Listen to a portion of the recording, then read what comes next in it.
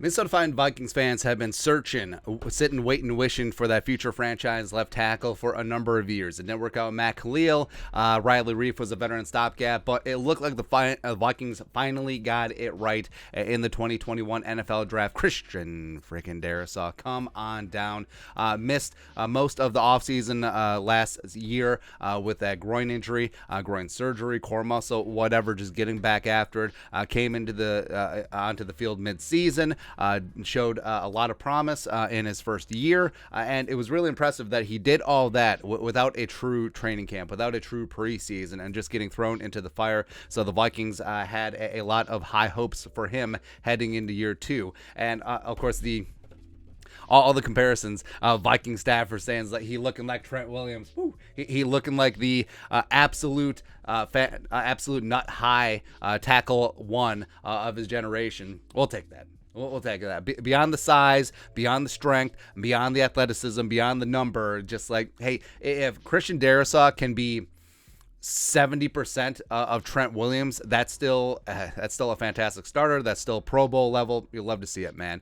Enter Peter Schrager of Good Morning Football, where we talk about all the national media jabroni haircuts, and Peter does have a nice head of lettuce on him, but he has consistently called a spade, called balls and strikes when it comes to Minnesota Vikings. He has supported them as opposed to just taking a giant shite on them like a lot of the haircuts do.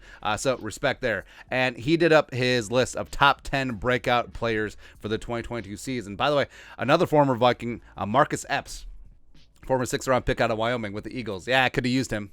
Actually, no. There would be a long jam at safety. Doesn't matter. But at number 3, offensive tackle Christian Darrisaw. That's right, man. And he talked about the 2021 tackle class, where Penny Sewell up at the top, doing good things, even though he's playing right tackle for the Lions. They got Taylor Decker at the left side. Rashawn Slater, yes, respect. I think the scouts overthought his lack of length and lack of size, but he's a technician on the left side, protecting Justin Herbert. He's going to be phenomenal for the Chargers for many years to come. Leatherwood, again, Spielman gambled going down from 14 to 23. Leatherwood was taken in between those picks, so they could have missed out on Darrisaw. But Darrisaw fell because of that core muscle surgery, even though he was the bee's knees at Virginia Tech. Vikings still got him at 23, an absolute value steal. And he says that Vikings left tackle Christian Darrisaw has been awesome this summer, and I think this year we're talking about him as one of the best left tackles in football. Woo!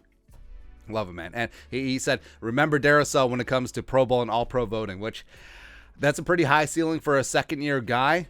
But in terms of the first-round rookies from last year, he said that Darrisaw could be in the mix with Sewell as well as Slater, maybe even above them. So I will certainly take that, man. And Darrisaw, he's got all the raw ingredients that you want, and he's starting to get some polish together.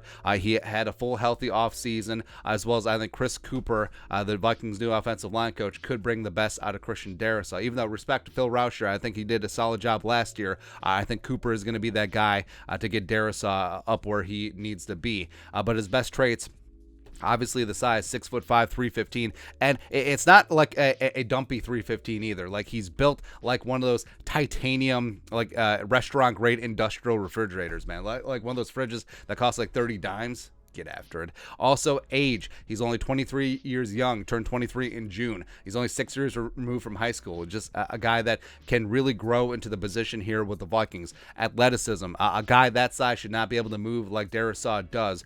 He's great in the outside zone scheme.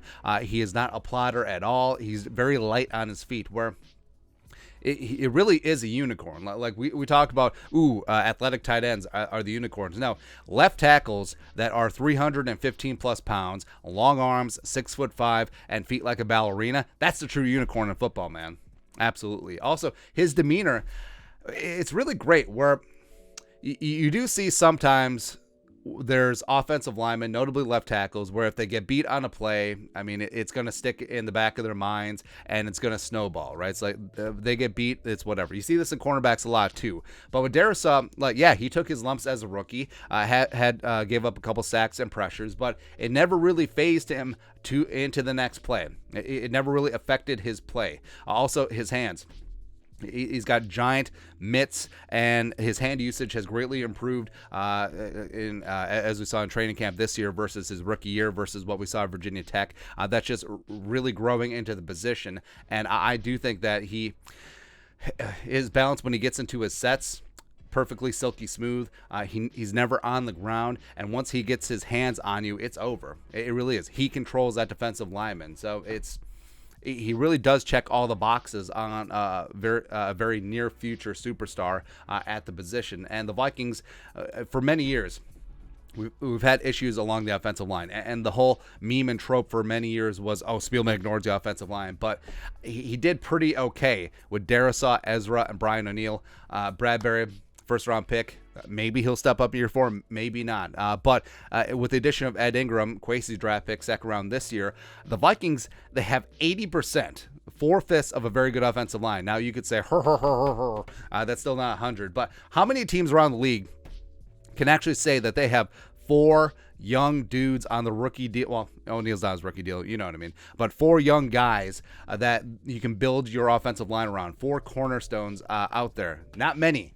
Not many, man. So, I mean, the Vikings, they're going to get the center position fixed. I trust in Kwesi and Chris Cooper and Kevin O'Connell in that regard. But, I mean, things are looking good. And if Darrisaw has the season he's supposed to, I think at the end of the year, we're going to talk about Darrisaw and O'Neill being one of the best bookend tackle duos in the National Football League. So, I'm fired up, man. I'm fired up for Christian Darrisaw. Glad that he's getting some love from the national media. Hopefully that will change some of the narratives around this stupid team. But Darrisaw, he's just going to be that quiet professional dude who's going to be a Pro Bowler. He's going to be an All-Pro, and he's going to be the best at his position.